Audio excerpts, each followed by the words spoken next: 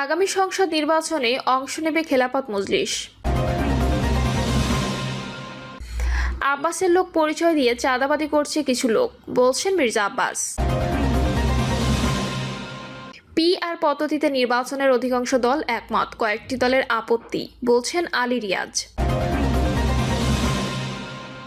এবং সর্বশেষ জানাবো, আওয়ামী লীগের কাছে প্রচুর অবৈধ টাকা, তারা দেশকে অস্থিতিশীল করতে চায়, বলছেন রিজভী। শুনছিলেন সংবাদ শিরোনাম, এবারে বিস্তারিত। আব্বাসের লোক পরিচয় দিয়ে চাঁদাবাজি করছে কিছু লোক, বলছেন মির্জা আব্বাস। বিএনপির সুনাম ক্ষুণ্ণ করতে ষড়যন্ত্র চলছে বলে অভিযোগ করেছে দলটির স্থায়ী কমিটির সদস্য মির্জা আব্বাস। তিনি বলেন, কিছু মহল নানা অপবাদ ও চক্রান্তের মাধ্যমে বিএনপিকে জনগণের চোখে হেয় করার অপচেষ্টা চালাচ্ছে।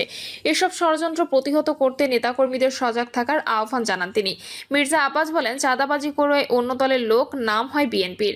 আমার এলাকায় কিছু লোক চাঁদাবাজি করছে, পরিচয় দিচ্ছে আব্বাসের লোক বলে। আমি পরিষ্কার করে বলছি, আমার কোনো ভাই, আত্মীয় স্বজন কিংবা সহকর্মী চাঁদাবাজ নয়।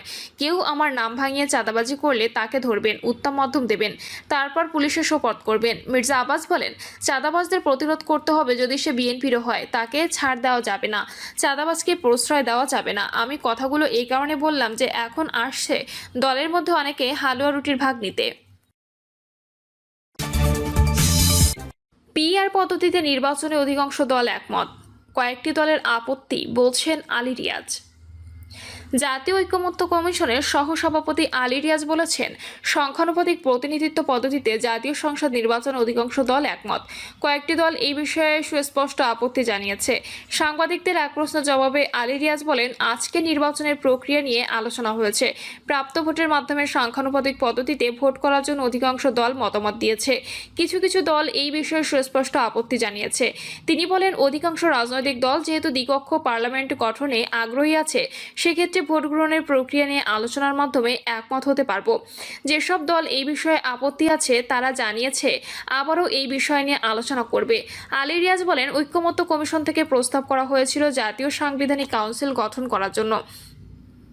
আমরা বলেছি, সংসদের সদস্য হওয়ার যোগ্যতা সম্পন্ন কোনো ব্যক্তি প্রজাতন্ত্রের কর্মে লিপ্ত এমন ব্যক্তি নয়, মনোনয়নের পূর্বে 10 বছর কোনো রাজনৈতিক দলের সদস্য নয় বা কোনো সংগঠনের সদস্য নয় এমন ব্যক্তি রাষ্ট্রপতির প্রতিনিধি পাঠাতে পারবেন। প্রধান বিচারপতির প্রতিনিধির ক্ষেত্রে আমরা বলেছি, তার মনোনীত আপিল বিভাগের একজন বিচারপতি। কাঠামো গঠন দিক থেকে এটাই আমরা প্রস্তাব করেছি। নিম্নকক্ষের স্পিকার এটাই সভাপতিত্ব করবেন। এ সময় একটি বিষয় আসছে, যখন সংসদ বহাল থাকবে না, তার মানে তখন তত্ত্বাবধায়ক সরকার থাকবে, তখন কি হবে? আমাদের দিক থেকে প্রস্তাব ছিল এটা অব্যাহত রাখার। এই কমিটির জন্য পরিবর্তন করে বিরোধী দলের যেসব সদস্য ছিল তাদের পরিবর্তন উপদেষ্টা পরিষদের একজন করে প্রতিনিধি দেওয়া। অধিকাংশ রাজনৈতিক দল যারা এই কমিটিকে সমর্থন করে তারা মনে করে তত্ত্বাবধায়ক সরকার থাকলে এই কমিটি বহাল রাখার প্রয়োজন নেই। প্রশ্ন ওঠে, ওই সময় নির্বাচন কমিশনে কিভাবে নিয়োগ হবে? আলোচনা করে অনেকে প্রস্তাব করেছেন আগামী সংসদ নির্বাচনে অংশ নেবে খেলাফত মজলিস। আসন্ন ত্রয়োদশ জাতীয় সংসদ নির্বাচনে অংশগ্রহণের ঘোষণা দিয়েছে বাংলাদেশ খেলাফত মজলিস। দলটির পক্ষ থেকে জানানো হয়েছে, ইসলামী মূল্যবোধ ও জাতীয় স্বার্থকে সর্বোচ্চ গুরুত্ব দিয়ে দলীয়ভাবে নির্বাচনে অংশ নেওয়া হবে।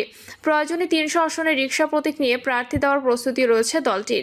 ব্রিফিংয়ে মাওলানা মামুনুল হক বলেন, জুলাই আগস্টের রক্তক্ষয়ী গণ আন্দোলনের মধ্য দিয়ে ফ্যাসিবাদ পতিত হয়েছে এবং 2024 সালের 8ই আগস্ট অন্তর্বর্তী সরকার দায়িত্ব নিয়েছে। বিগত 15 বছর ধরে যারা রাষ্ট্র নিপীড়নের শিকার, বাংলাদেশ খেলাফত মজলিস তাদের অন্যতম। আমাদের অধিকাংশ কেন্দ্রীয় নেতা দীর্ঘদিন কারাগারে ছিলেন। ফ্যাসিবাদী রেজিমের প্রধান শেখ হাসিনা আমাদের সংগঠন ও নেতৃত্বকে সরাসরি টার্গেট করেছিলেন। ফ্যাসিবাদ বিরোধীর ঐক্য অটুট রাখার আহ্বান জানিয়ে তিনি বলেন, রাজপথে গড়ে ওঠা ঐতিহাসিক ঐক্যকে নস্যাৎ করা যাবে না। বর্তমানে যে রাজনৈতিক সমন্বয়ের ধারা পিআর পদ্ধতিতে নির্বাচনে অধিকাংশ দল একমত, কয়েকটি দলের আপত্তি, বলছেন আলী রিয়াজ। জাতীয় ঐকমত্য কমিশনের সহসভাপতি আলী রিয়াজ বলেছেন, সংখ্যানুপাতিক প্রতিনিধিত্ব পদ্ধতিতে জাতীয় সংসদ নির্বাচনে অধিকাংশ দল একমত, কয়েকটি দল এই বিষয়ে সুস্পষ্ট আপত্তি জানিয়েছে। সাংবাদিকদের এক প্রশ্নের জবাবে আলী রিয়াজ বলেন, আজকে নির্বাচনের প্রক্রিয়া নিয়ে আলোচনা হয়েছে। প্রাপ্ত ভোটের মাধ্যমে সংখ্যানুপাতিক পদ্ধতিতে ভোট করার জন্য অধিকাংশ দল মতামত দিয়েছে। কিছু কিছু দল এই বিষয়ে সুস্পষ্ট আপত্তি জানিয়েছে। তিনি বলেন, অধিকাংশ রাজনৈতিক দল যেহেতু দ্বিকক্ষ পার্লামেন্ট গঠনে আগ্রহী আছে, সেক্ষেত্রে ভোট গ্রহণের প্রক্রিয়া নিয়ে আলোচনার মাধ্যমে একমত হতে পারব। যেসব দল এই বিষয়ে আপত্তি আছে তারা জানিয়েছে আবারও এই বিষয় নিয়ে আলোচনা করবে। আলী রিয়াজ বলেন, ঐকমত্য কমিশন থেকে প্রস্তাব করা হয়েছিল জাতীয় সাংবিধানিক কাউন্সিল গঠন করার জন্য। আমরা বলেছি সংসদের সদস্য হওয়ার যোগ্যতা সম্পন্ন কোনো ব্যক্তি প্রজাতন্ত্রের কর্মে লিপ্ত এমন ব্যক্তি নয়, মনোনয়নের পূর্বে 10 বছর কোনো রাজনৈতিক দলের সদস্য নয় বা কোনো সংগঠনের সদস্য নয় এমন ব্যক্তি রাষ্ট্রপতির প্রতিনিধি পাঠাতে পারবেন। প্রধান বিচারপতির প্রতিনিধির ক্ষেত্রে আমরা বলেছি তার মনোনীত আপিল বিভাগের একজন বিচারপতি। কাঠামো গঠন দিক থেকে এটাই আমরা প্রস্তাব করেছি। নিম্নকক্ষের স্পিকার এটাই সভাপতিত্ব করবেন। এ সময় একটি বিষয় আসছে, যখন সংসদ বহাল থাকবে না তার মানে তখন তত্ত্বাবধায়ক সরকার থাকবে, তখন কি হবে?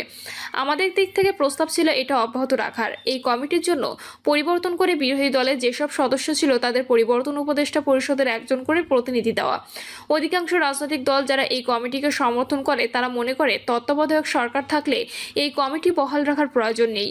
প্রশ্ন ওঠে ওই সময় নির্বাচন কমিশনে কিভাবে নিয়োগ হবে? আলোচনা করে অনেকে প্রস্তাব করেছেন তত্ত্বাবধায়ক সরকারের হাতে সীমিতভাবে দেওয়া যায়, অন্য কমিশনে নিয়োগের ক্ষেত্রে তত্ত্বাবধায়কের হাতে ক্ষমতা থাকবে না।